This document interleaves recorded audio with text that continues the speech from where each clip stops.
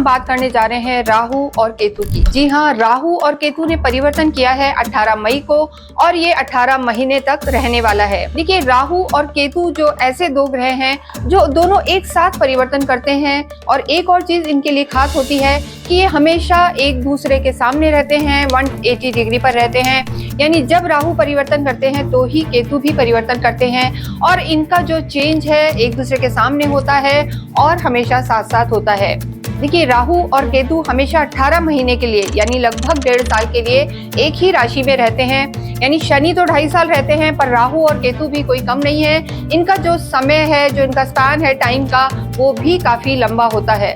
लगभग पिछले 1.5 साल से राहु जो है मीन राशि में चल रहे थे और जो केतु हैं वो कन्या राशि में चल रहे थे। लेकिन 18 मई को अब राहु ने अपना स्थान परिवर्तन किया है और वो कुंभ में आ गए हैं। और देखिए, राहु के लिए जो कुंभ राशि होती है शनि की राशि है और बहुत कंफर्टेबल होते हैं राहु यहाँ पर। और इसी तरीके से अगर हम केतु की बात करें तो केतु कन्या राशि में चल रहे थे और अब 18 मई से चेंज हुए हैं। जैसे जैसे राहु ने चेंज किया है, केतु ने भी चेंज किया है, और अब केतु जो है लगभग 1.5 साल तक सिंह राशि में रहने वाले हैं। देखिए, राहु और केतु जो होते हैं, हम सभी जानते हैं कि जब अमृत बट रहा था समुद्र मंथन के समय, तो इन दोनों ने पिया था और पूरा ये एक पावर मतलब हम कहेंगे कि पावरफुल ना हो जाए, इसलिए जो इनका सिर से इन्हें अलग कर दिया गया था। और जो राहु है ऊपर का हिस्सा होते हैं और जो केतु हैं वो नीचे का हिस्सा होते हैं, यानी धड़ होते हैं।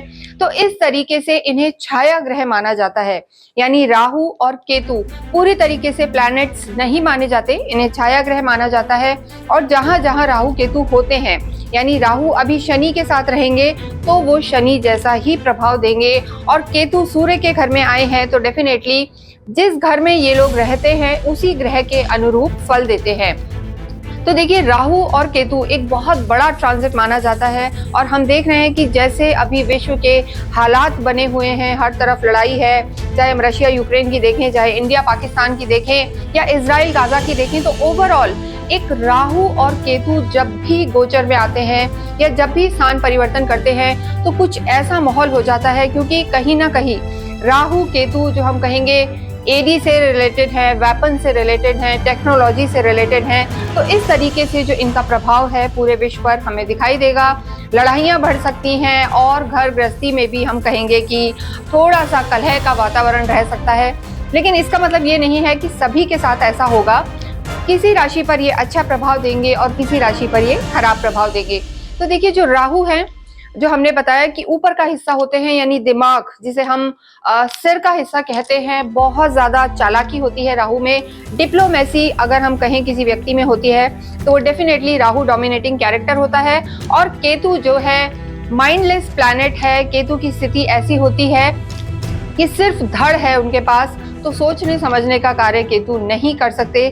लेकिन कहा जाता है कि केतु ऐसे ग्रह हैं, ऐसे छाया ग्रह हैं जो कहीं ना कहीं अध्यात्म को बढ़ाने वाले होते हैं। और इसके साथ साथ ही अगर हम देखें तो जो केतु की स्थिति है, यहाँ तक कहा जाता है कि जो आंखों वाला राहु नहीं देख पाता, या आंखों वाला राहु जिसे हम कहेंगे, या दिमाग वाला राहु नहीं पढ़ सकता, उसे बिना आंखों का, बिना दिमाग का केतु पढ़ सकता है। यानी केतु वाले जो व्यक्ति होते हैं, जिनकी कुंडली में हम कहेंगे कि केतु बहुत ज्यादा एक्टिव है, अच्छे नक्षत्रों में है, अच्छी स्थिति में है, तो उनकी इंट्यूशन पावर बहुत ज्यादा अच्छी हो जाती है।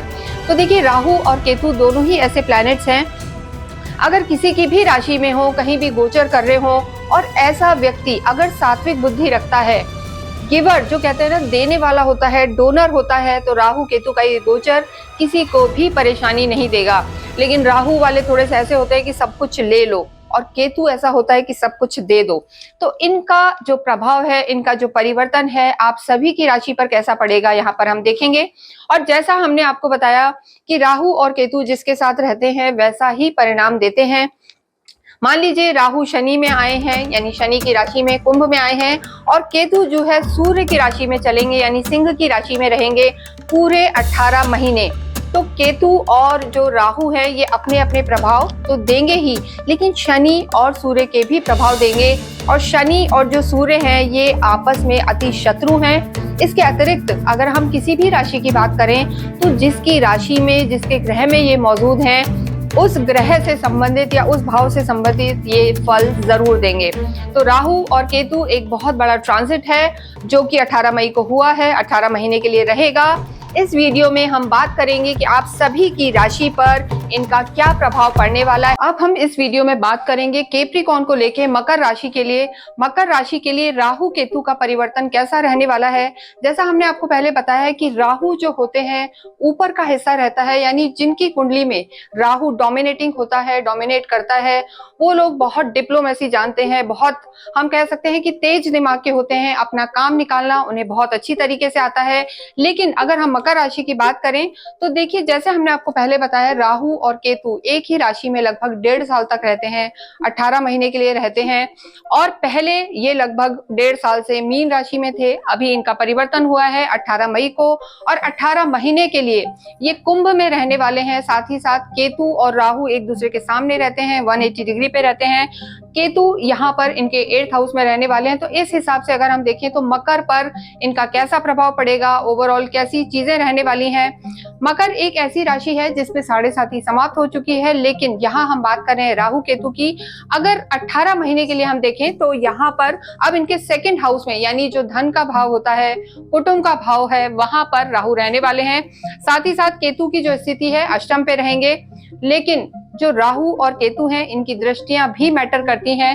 तो राहु अगर हम देखें तो इनकी जो 5th दृष्टि रहेगी मकर राशि वालों के लिए 6th हाउस में रहने वाली है। इसके साथ साथ ही 8th हाउस में, यानी 2 त्रिक भाव में इनकी दृष्टि रहने वाली है, और इनके कर्म क्षेत्र में भी ये देखने वाले हैं। तो राहु और केतु का इनके जीवन पर 18 महीने कैसा प्रभाव पड़ेगा ये हम देखते हैं। लेकिन देखिए, जो केतु होते हैं, सिर्फ राहु की बात नहीं है, लेकिन केतु जो होते हैं जिन्हें हम माइंडलेस प्लैनेट कहते हैं, यानी उनमें दिमाग नहीं होता है और सिर्फ भावनाओं से वो चलते हैं। तो ऐसी स्थिति में एक तरफ तो मटीरियलिस्टिक गेन्स यहाँ पर नजर आ रहे हैं मकर राशि के लिए, कैप्रिकॉर्न्स के लिए, और एक तरफ हम कह सकते हैं कि अष्टम में जो मिसफॉर्च्यून का हाउस होता है, कहीं ना कहीं वहां पर इनके केतु रहेंगे। तो इन दोनों का प्रभाव आपके स्वास्थ्य पर कैसा पड़ेगा, सबसे पहले हम यहाँ पर ये देखेंगे। देखिए, अगर हम स्वास्थ्य की बात करें तो मकर राशि की हालांकि इस समय ना कोई ढैया है ना 7.5 है, जो गुरु का प्लेसमेंट भी है इनके लिए अच्छा रहने वाला है। तो ऐसी स्थिति में जो मकर राशि के हम कहेंगे 2nd हाउस में, यानी जो आपके चेहरे का हिस्सा होता है, कहीं ना कहीं राहु जो होते हैं आपको डेंटल इशू इस समय दे सकते हैं। तो आपको बहुत ज्यादा ध्यान रख के चलना है कि दांतों की समस्या मकर राशि वालों पर रह सकती है। कहीं ना कहीं वो आपके खान पीन के जो विकार हैं, व्यसन हैं, उनको आपको थोड़ा सा रोकना चाहिए, यानी अपनी जो ईटिंग हैबिट्स हैं उनको थोड़ा सा संभालने की जरूरत है। तो खाने पीने की चीजों का ध्यान रखें, दांतों का विशेषकर ध्यान रखें, और इसके साथ साथ आईज से रिलेटेड भी इन्फेक्शंस यहाँ पर हो सकते हैं। तो इन चीजों का आपको ध्यान रख के चलना है। दूसरी चीज, राहु थोड़ा सा वेट पुट ऑन करा सकते हैं आपका, इस चीज का भी आपको ध्यान रखना है। राहु और गुरु कहीं ना कहीं दोनों ही वेट को इंक्रीज करते हैं। तो जो आपका ये भाव है, तो इस जगह पे आप ध्यान रखें। अष्टम पर दृष्टि रहेगी, 6ठे हाउस पर भी दृष्टि रहेगी, तो ऐसे में वेट बढ़ सकता है। खाने पीने की आदतों का ध्यान रखें, इंडाइजेशन की प्रॉब्लम रह सकती है। इसके साथ साथ हेल्दी फूड आपको खाना चाहिए, लेकिन अनहेल्दी फूड बिल्कुल अवॉइड करें, जंक फूड अवॉइड करें, ये आपके लिए जरूरी है। देखिए, वैसे राहु की जो 5th दृष्टि है आपके 6th हाउस पे भी रहेगी, जो रोग ऋण शत्रु को इफेक्ट करेंगे। तो कहीं ना कहीं जो पुरानी आपकी बीमारियां चली आ रही थी, क्रॉनिक डिजीज थी, उनको राहु जरूर से थोड़ा सा कंट्रोल कर सकते हैं। लेकिन नई छोटे से इन्फेक्शन या जो हमने कहा कि खान पीन के कारण आपको दिक्कत आ सकती है, तो उसका थोड़ा सा ध्यान रखने की जरूरत है। अन्यथा यहाँ पर मेजर कोई मकर राशि के लिए समस्या नहीं है। एक और चीज का आपको थोड़ा सा ध्यान रख के चलना है कि केतु की दृष्टि भी आपके जो है 2nd हाउस पर रहेगी, तो थोड़ा सा आपको सोच ज्यादा दे सकती है, यानी थिंकिंग की प्रॉब्लम थोड़ी सी रह सकती है, ओवर थिंकिंग कर सकते हैं। तो ये चीजों को अगर आप कंट्रोल करते हैं तो यहाँ पर हेल्थ को लेके बहुत कोई मेजर समस्या नहीं नजर आ रही है। एक और चीज हम हमेशा कहते हैं कि ये हम ट्रांजिट के आधार पर बताते हैं, गोचर के आधार पर बताते हैं, लेकिन इसके साथ आपको स्वयं की कुंडली का भी अवलोकन कराना चाहिए। क्योंकि देखिए, राहु जो है शनि के घर में आए हैं, और राहु केतु जहां भी बैठते हैं छाया ग्रह होते हैं, तो वैसे ही प्लैनेट्स के हिसाब से वो फल देने लगते हैं। और शनि मकर राशि वाले के लॉर्ड भी हैं, तो शनि आपकी कुंडली में कैसे हैं, गुरु आपकी कुंडली में कैसे हैं, इस पर बहुत ज़्यादा डिपेंड करेगा कि आपका आने वाला जो समय रहने वाला है वो कैसा रहने वाला है। तो अपनी कुंडली को आप हमें दिखा सकते हैं, कंसल्ट कर सकते हैं। नेक्स्ट हम यहाँ पर बात करेंगे आपकी लव लाइफ के बारे में। देखिए, जो लव लाइफ है हमेशा ही काल पुरुष की कुंडली के पंचम भाव से देखा जाता है, यानी चाहे आपकी मकर राशि हो या कुंभ हो या कोई और राशि हो। तो 5th हाउस की अगर हम बात करें तो Rahu Ketu directly 5th house को किसी भी रूप में बहुत ज्यादा इफेक्ट नहीं करेंगे, लेकिन जब भी राहु आपके कुटुंब में आते हैं और केतु हम कहेंगे कि आपके अष्टम में है, तो थोड़ा सा मिसफॉर्च्यून क्रिएट कर देते हैं, कहीं ना कहीं थोड़ा सा आपकी लव लाइफ को डिस्टर्ब कर सकते हैं बिकॉज ऑफ ओवर थिंकिंग। क्योंकि केतु यहाँ पर आपको थोड़ा सा ओवर थिंकिंग दे सकता है किसी तीसरे व्यक्ति के कारण, यानी आपके घर का ही कोई सदस्य ऐसा हो सकता है जो चीज़ों को थोड़ा सा नेगेटिव कर सकता है। दूसरा, राहु आपके वाणी भाव में भी बैठे हैं, यानी कहीं ना कहीं राहु जब भी आपके 2nd हाउस में आते हैं तो आपकी वाणी को थोड़ा सा खराब कर देते हैं। हालांकि यहाँ पर राहु ना तो नीच के हैं और ऑलमोस्ट अपने मित्र की राशि में है, लेकिन फिर भी थोड़ा सा आपको अपनी वाणी का ध्यान रखना है। बात ऐसी ना हो जो सामने वाले के, चाहे आपके पार्टनर हो, लवर हो या फ्रेंड हो, आपकी किसी बात से वो थोड़ा सा हर्ट हो सकते हैं, ये चीज़ यहाँ पर नज़र आ रही है। तो बहुत ज़्यादा एग्रेशन में नहीं जाना है, डोमिनेटिंग नहीं होना है, ये कैप्रिकॉर्न्स को ध्यान रखने की बहुत ज़्यादा ज़रूरत है। अन्यथा यहाँ पर आपकी लव लाइफ में कोई दिक्कत नहीं नज़र आ रही है। इसके अलावा जो हम एक चीज़ देख सकते हैं कि राहु की जो दृष्टि है आपके 6th हाउस पर भी है, तो अगर कोई आपको अपोज भी करता है या कहीं ना कहीं कोई भड़काने की कोशिश भी कर सकता है, या फैमिली में से ही कोई ऐसा हो सकता है जो आपके पार्टनर को पसंद ना करे, तो उस स्थिति में ऐसी चीज़ें हैं कि राहु की दृष्टि उन नेगेटिविटी को हटा सकती है। तो ऐसे में आप निश्चिंत रहें, लव लाइफ यहाँ पर ठीक नज़र आ रही है। लेकिन हम जो और रिश्तों को देखते हैं, जो और रिश्ते आपके बने हुए हैं और नाते हैं, कुटुंब में राहु का होना थोड़ा सा आपके घर के जो बड़े लोग हैं, यानी आपके जो सीनियर्स हैं या मेंटोर मान सकते हैं या गुरु तुल्य जो लोग हैं, वहाँ भी आपको थोड़ा सा ध्यान रखना है कि आर्ग्यूमेंट्स में आप ना जाएं, क्योंकि कहीं ना कहीं भाषा आपकी एग्रेसिव हो सकती है, डोमिनेटिंग रह सकते हैं। तो ऐसे में थोड़े से रिश्तों को बिगाड़ सकते हैं, तो थोड़ा ध्यान रखें, अपने बड़े बुजुर्गों को सम्मान दें।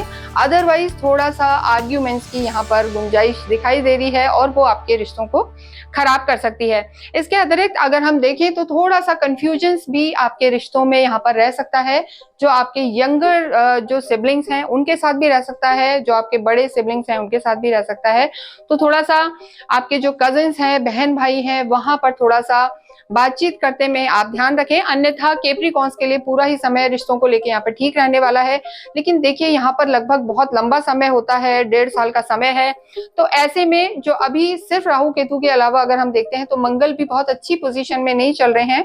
तो कोई भी भाई या भाई तुल्य लोग हैं, उनसे बातचीत करते में आप मिड ऑफ जून तक थोड़ा सा केयरफुल होके चलें। बाकी आपकी चीजें यहाँ पर ठीक नजर आ रही हैं। नेक्स्ट हम यहाँ पर बात करते हैं आपके वैवाहिक जीवन की। देखिए, वैवाहिक जीवन के लिए सप्तम को देखा जाता है, 7th हाउस को देखा जाता है, और ओवरऑल अगर देखें तो वैसे भी कैप्रिकॉर्न्स की मैरिड लाइफ के लिए, जैसे मैं हमेशा कहती हूँ कि जो उनके लॉर्ड होते हैं, मून होते हैं, जो उनके स्पाउस के लॉर्ड हैं, वो बहुत ज्यादा फास्ट मूविंग रहते हैं। चंद्रमा जो होते हैं 2.25 दिन में बदलते हैं, लेकिन जो आप स्वयं हैं, शनि हैं और वो बहुत शैने शैने धीरे धीरे चलते हैं, तो डिफरेंसेस थोड़े से रहते ही हैं। ऐसी स्थिति में राहु और केतु का ये ट्रांजिट डायरेक्टली आपके वैवाहिक जीवन को कहीं असर नहीं डालेगा, लेकिन यहाँ भी जो ओवरऑल स्थिति बनी हुई है, कुटुंब में राहु का होना थोड़ा सा आपको वाद विवादों में डाल सकता है, घर परिवार में आपके वाद विवाद हो सकता है। अन्यथा मैरिड लाइफ में यहाँ कोई बहुत ज्यादा दिक्कत नजर नहीं आ रही है। लेकिन एक चीज का आपको ध्यान रखना है कि जिन लोगों का विवाह नहीं हुआ है, जिनका विवाह होना है, उनके जरूर हम कहेंगे कि जून ऑनवर्ड्स उनके चांसेस रहेंगे, यानी राहु कहीं ना कहीं कैप्रिकॉर्न्स के लिए इस हाउस को एक्टिव करेंगे और विवाह के योग बनेंगे। तो ओवरऑल देखा जाए तो वैवाहिक जीवन यहाँ पर ठीक रहने वाला है।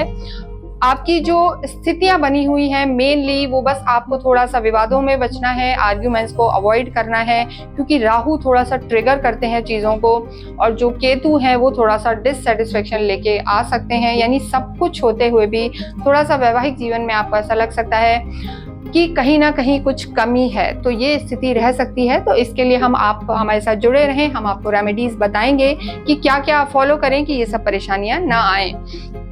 नेक्स्ट हम देखते हैं आपके कर्म क्षेत्र को, आपकी प्रोफेशनल हाउस को। देखिए जो 10th हाउस होता है, चाहे आपकी कोई भी राशि हो, 10वां जो घर होता है वहां से आपके कर्म को देखा जाता है, आपकी प्रोफेशनल हाउस को देखा जाता है, लाइफ को देखा जाता है। चाहे आप जॉब में हो या बिजनेस में हो या पार्टनरशिप में हो, तो ऐसी स्थिति में जो बना हुआ है 9th दृष्टि यानी नवम जो दृष्टि है आपके राहु की, वो आपके कर्म क्षेत्र पे है। तो देखिए जो पर्सनल लाइफ है उससे भी बेटर प्रोफेशनल लाइफ यहाँ पर जो राहु केतु का ट्रांजिट होगा उसके बाद यहाँ पर नजर आ रही है, ट्रांजिट हो चुका है। लेकिन पूरे ही 18 महीने केप्रिकॉन्स के लिए जो काम है, उनका जो हम कहेंगे कारोबार है, वो यहाँ पर बहुत अच्छा नजर आ रहा है। देखिए राहु कहीं ना कहीं आपको अनकन्वेंशनल चीजों में लाते हैं, लीक से हटके आपको चीजें कराते हैं। यानी बहुत लंबे समय से आप एक ही तरीके से काम कर रहे थे, लेकिन राहु यहाँ पर आपको टेक्नोलॉजी में इन्वॉल्व करेंगे, आईटी, एआई, ये सब चीजों का यहाँ पर तालमेल होगा।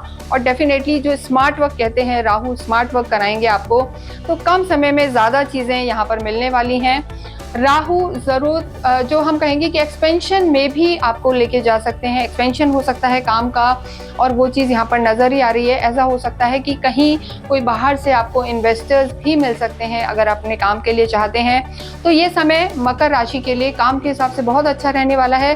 स्पेशली जो लोग एआई से रिलेटेड काम कर रहे हैं, टेक्नोलॉजी से रिलेटेड है, या कहीं भी अगर आपका इलेक्ट्रॉनिक से रिलेटेड काम है।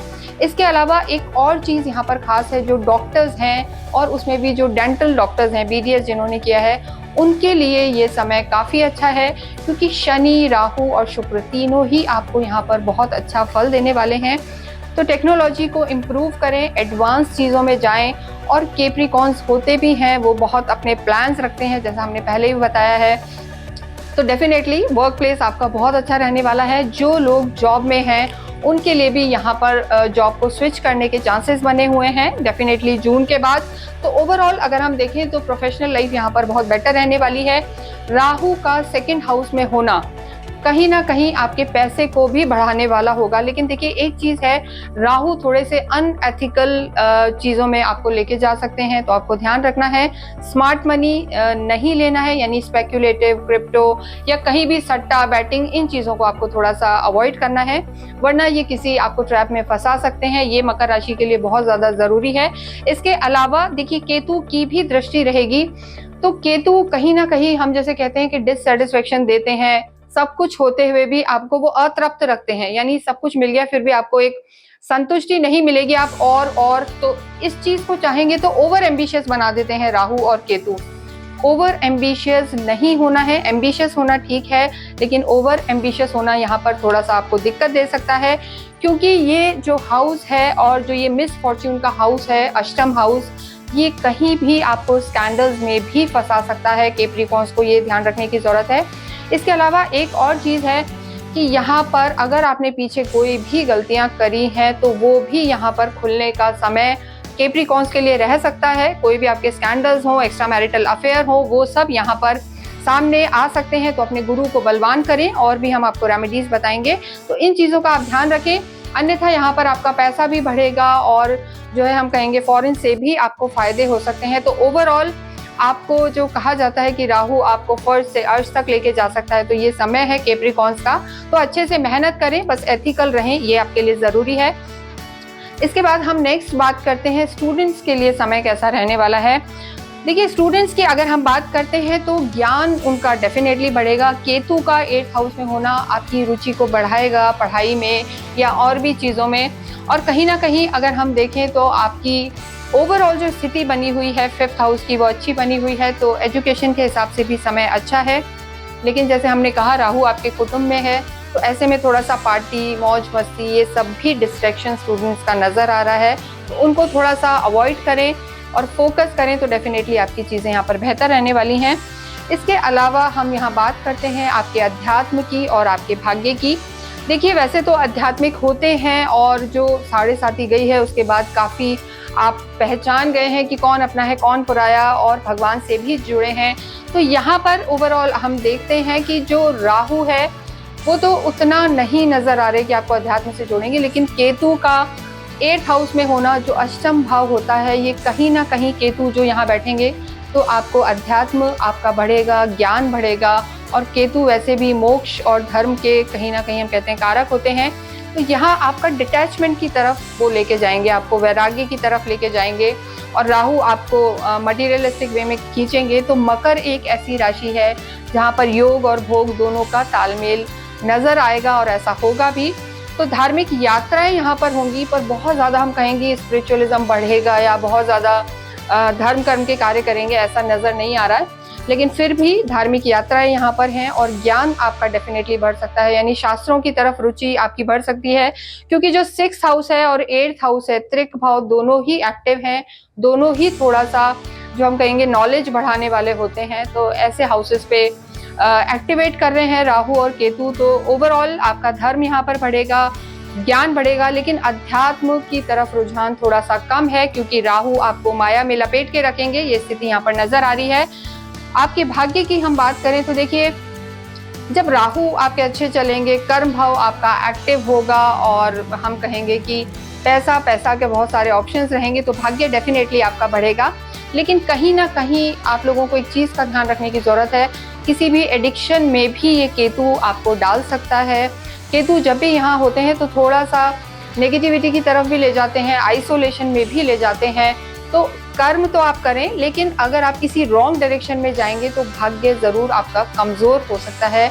तो इसलिए भाग्य आपका प्रबल हो तो धर्म से जुड़े रहें, और राहु के साथ साथ थोड़ा सा केतु और गुरु पर भी ध्यान दें। तो ओवरऑल ये था कैप्रिकॉर्न्स का हाल राहु और केतु के ट्रांजिट का 18 महीने के लिए। अब पूरे ही समय आपको अपने जो लॉर्ड हैं शनि देव, उनकी आराधना तो आपको करनी ही है। इसके साथ साथ आपको संडे के दिन अवश्य ही भैरव मंदिर जाना चाहिए।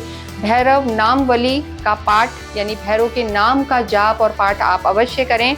इसके साथ साथ जो ओवरऑल आपकी चीज़ें बनी हुई हैं, भाग्य आपका साथ दे, इसलिए आप देवी की आराधना भी अवश्य करें और कुंजी का स्रोत का पाठ करें। इससे आपको काफ़ी राहत आएगी। किसी भी इम्पोर्टेंट काम के लिए आप जाते हैं, चाहे कोई मीटिंग है या कुछ स्टूडेंट्स के कोई एग्ज़ाम है, तो आप थोड़ा सा दही चीनी खा के जाएँ, इससे आपको लाभ होगा। और आपको यानी सभी कैप्रिकॉर्न्स वालों को अवश्य ही किसी भी काली चीज़ का दान करना चाहिए। इससे जो आपका हम कहेंगे मिसफॉर्च्यून है या दुर्भाग्य है वो दूर होगा। इसके अतिरिक्त अगर आपकी कोई क्वेरी है तो आप हमसे संपर्क कर सकते हैं। जाते जाते कमेंट बॉक्स में अवश्य ही ओम शम शनिश्चराय नमः लिखें। Thank you.